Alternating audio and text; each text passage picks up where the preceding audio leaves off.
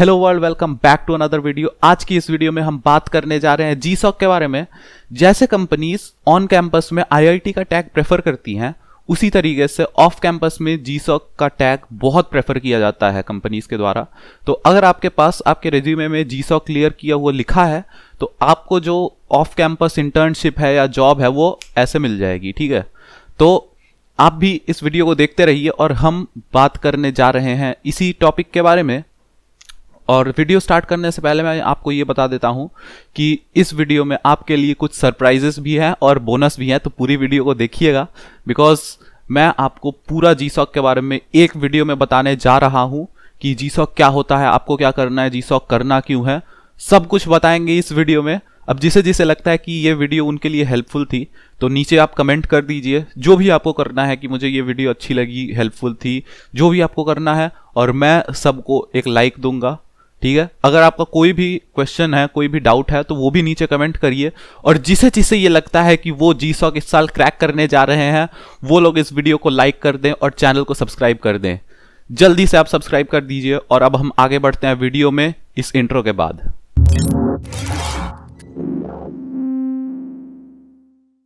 आप ऐसे कई सारे सॉफ्टवेयर्स रेगुलरली यूज करते हैं जिसके लिए आपको कोई पैसे देने नहीं पड़ते। ठीक है, उनका कोड भी पब्लिकली अवेलेबल है। अगर आप चाहें तो उसमें कोई भी चेंज कर सकते हैं, उसको अपने अकॉर्डिंगली चेंज करके डिस्ट्रीब्यूट कर सकते हैं, कोई इसमें रोक टोक नहीं है। जो आपको करना हो करिए। उसके बाद अगर आप चाहें तो उनके डेवलपमेंट में कंट्रीब्यूट कर सकते हैं। तो ऐसे ही एक सॉफ्टवेयर के डेवलपमेंट में कंट्रीब्यूट करने को ओपन सोर्स कंट्रीब्यूशन बोला जाता है। और जो भी सॉफ्टवेयर्स का कोड ऐसे पब्लिकली अवेलेबल रहता है उसको हम ओपन सोर्स सॉफ्टवेयर बोलते हैं। ठीक है, तो ऐसे कई सारे सॉफ्टवेयर्स हैं जैसे कि मैं रेगुलरली यूज करता हूँ VLC मीडिया प्लेयर। ठीक है, फायरफॉक्स यूज करता हूँ, ब्लेंडर यूज करता हूँ, और जो भी मैं इनफैक्ट जो आपके प्रोग्रामिंग लैंग्वेजेस हैं, पाइथन हो गया, हाँ, और जावास्क्रिप्ट हो गया, कोई भी प्रोग्रामिंग लैंग्वेज आप देख लीजिए, पकड़ लीजिए, कोई भी फ्रेमवर्क पकड़ लीजिए, सब ओपन सोर्स है।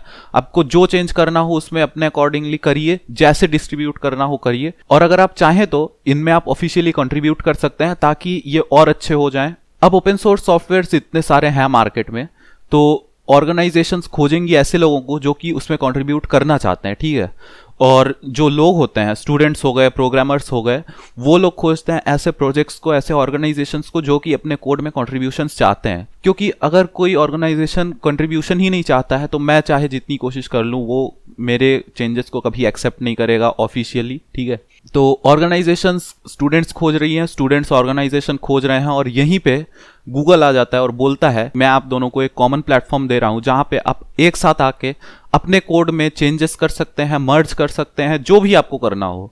और उसके लिए मैं स्टूडेंट्स को पैसे दूंगा, एक स्टाइपेंड दूंगा। ठीक है, स्टाइपेंड कितना होता है मैं आपको ये भी बोल देता हूं, वो होता है लगभग $1500 से $3000। ठीक है, तो आप 80 से मल्टीप्लाई कर सकते हैं। वैसे तो अभी रेट 82 वगैरह चल रहा है, लेकिन आप 80 से मल्टीप्लाई करके देख सकते हैं। तो 1500 को भी अगर 80 से करें तो बहुत बहुत अच्छा अमाउंट है। ठीक है, तो आप कॉलेज में इतना अच्छा अमाउंट अगर पा सकते हैं पैसा ही पैसा होगा। और वैसे अगर आप जीसॉक में पार्टिसिपेट कर रहे हैं तो मैं आपको ये बोलता हूं कि आप पैसों के लिए पार्टिसिपेट मत करिए। मैं आपको रीजंस दे रहा हूं ना पार्टिसिपेट करने के। देखिए, सबसे पहला रीजन तो ये है कि आपका रिज्यूमे बहुत अच्छा हो जाएगा। ठीक है, मैंने आपको पहले भी बताया कि अगर आपके रिज्यूमे में जीसॉक क्लियर किया हुआ लिखा हुआ है तो फिर आपको कंपनीज बहुत इजीली हायर कर लेंगी, इंटर्नशिप दे देंगी, जो भी करना हो आपको। सेकंड हो गया कि आपकी नेटवर्किंग होती है। ठीक है, आप बहुत अच्छे अच्छे सॉफ्टवेयर इंजीनियर्स से मिलते नहीं हैं, बात करते हैं। ठीक है, ऑनलाइन मिलते हैं तो बात करते हैं, वो आपको सजेशंस देते हैं कि क्या करना चाहिए, नहीं करना चाहिए। और यही सजेशंस हैं जो कि आपकी प्रोग्रामिंग स्किल्स को बहुत इंप्रूव करने वाले हैं। मतलब वो लोग ऐसे अपने स्टैंडर्ड्स इतने हाई रखे हैं कि आप जब तक उनके स्टैंडर्ड्स को मीट नहीं करेंगे वो बोलेंगे कि आप अपने कोड को रिवाइज करते रहिए, और तब तक आपको करते रहना पड़ेगा। ये हो गए 3 रीजंस जिससे कि आपको जीसॉक में पार्टिसिपेट करना चाहिए। आपको बहुत कुछ सीखने मिलेगा, बहुत सारे लोग मिलेंगे, इसको छोड़ के आपको पैसे मिलने वाले हैं। बट मैं बोलूंगा पैसों के लिए मत करिए, एक्सपीरियंस के लिए करिए। क्योंकि अगर आपके पास एक्सपीरियंस होगा तो फिर आप कहीं भी कुछ भी कर सकते हैं और पैसे तो आप और भी आराम से कमा लेंगे। मैं आपको एक छोटा सा ओवरव्यू देता हूं कि जीसॉक में होता क्या है। तो सबसे पहले आप कोई ऑर्गेनाइजेशन खोजेंगे, उसका कोई प्रोजेक्ट खोजेंगे जो आपको अच्छा लग रहा हो, जिसमें आप कंट्रीब्यूट करना चाहते हैं।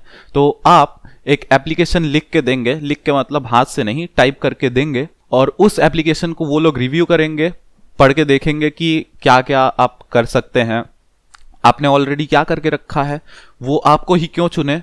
तो ये सब पढ़ के वो आपको फिर बोलेंगे कि आप सिलेक्ट हुए हैं या नहीं हुए हैं। और अगर आप सिलेक्ट हो जाते हैं तो फिर आप जिस प्रोजेक्ट में काम करना चाहते हैं, मतलब जिसके लिए आपने अप्लाई किया है, उसमें आपको काम करना पड़ेगा पूरे समर, और आपको एंड में एक स्टाइपेंड मिलेगा, ठीक है। लेकिन लेकिन लेकिन यहाँ पे और कुछ भी है।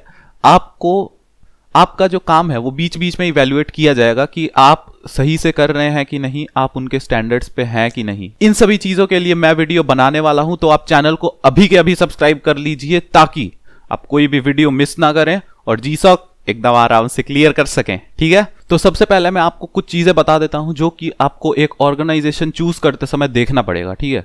सबसे पहले आपको यह देखना है कि वो जो ऑर्गेनाइजेशन है उसके जो प्रोजेक्ट्स हैं वो उसी टेक स्टैक पे बेस्ड हैं जो कि आप यूज करते हैं, क्योंकि अगर ऐसा नहीं होगा तो फिर आप क्या करेंगे। सपोज आप मर्न स्टैक के डेवलपर हैं, लेकिन कोई मर्न स्टैक की जगह मीन स्टैक यूज करता है, मतलब मर्न में रिएक्ट यूज होता है और कोई एंगुलर यूज कर रहा है, तो फिर आप क्या ही कर लेंगे उनके प्रोजेक्ट में, समझे।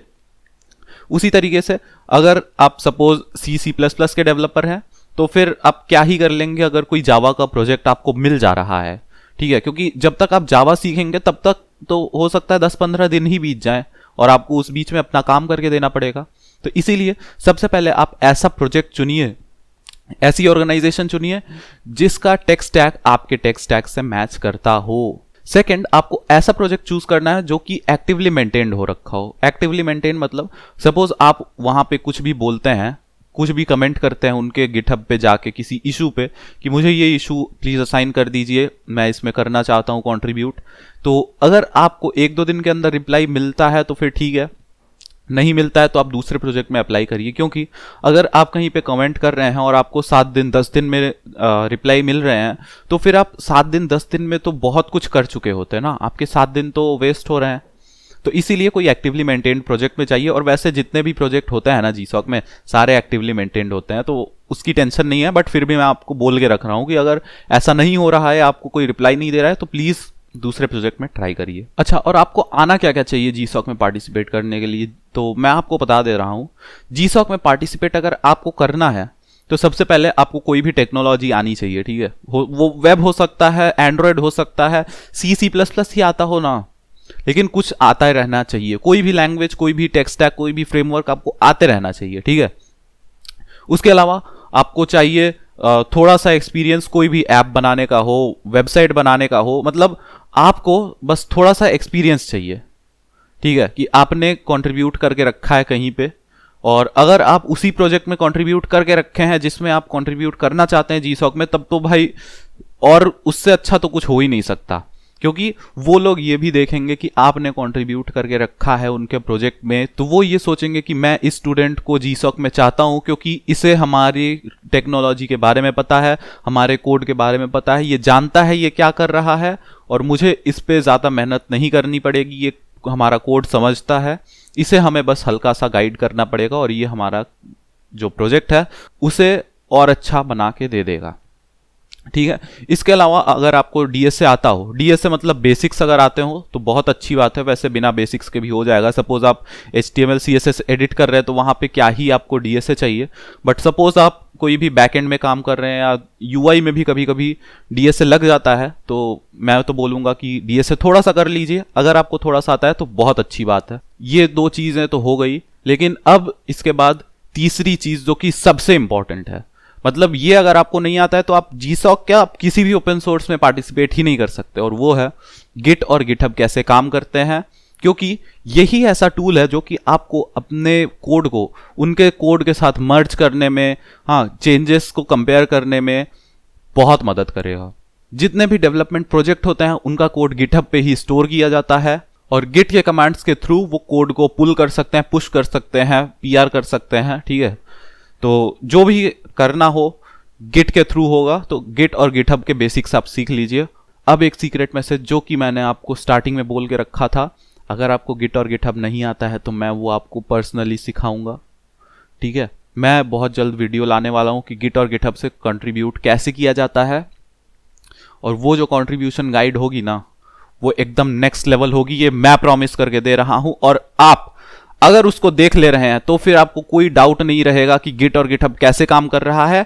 तो इसके लिए आप इस वीडियो को लाइक कर दीजिए ताकि मुझे पता चल जाए कि आप भी इंटरेस्टेड हैं उस गाइड के लिए और आप भी उस गाइड के लिए वेट कर रहे हैं, और चैनल को सब्सक्राइब कर दीजिए ताकि जब वो वीडियो आए तो आप मिस ना करें। ठीक है, चलिए आगे बढ़ते हैं। तो गिट और गिटहब आपने सीख लिया, टेक स्टैक सीख लिया, डीएसए सीख लिया। अब आपको क्या करना है, अब आपको भरना है आपका एप्लीकेशन, जो कि एक डेट पे अनाउंस होगी। तो आपको उस डेट पे आपका एप्लीकेशन देना होगा।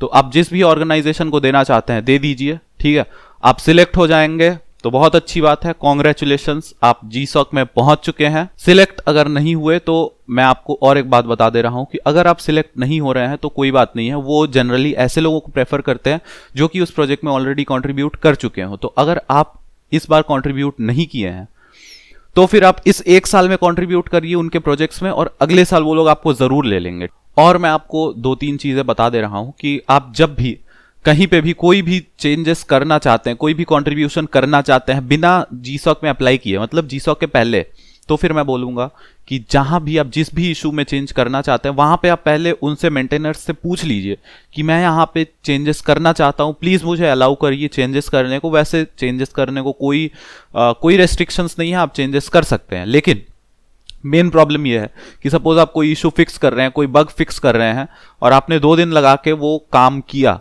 लेकिन जैसे ही आप देख रहे हैं, आप जैसे ही PR कर रहे हैं, उसके 2-3 घंटे पहले अगर कोई PR करके बैठा होता है और वो मर्ज कर देता है, तो फिर आपकी 2 दिन की मेहनत तो बेकार हो गई ना। इसके लिए मैं बोल रहा हूं कि मेंटेनर से आप पूछ लीजिए। वैसे हर ऑर्गेनाइजेशन में पूछना जरूरी नहीं है, बट अगर वो बोल रहे हैं कि पूछना जरूरी नहीं है तो फिर आप मत पूछिए।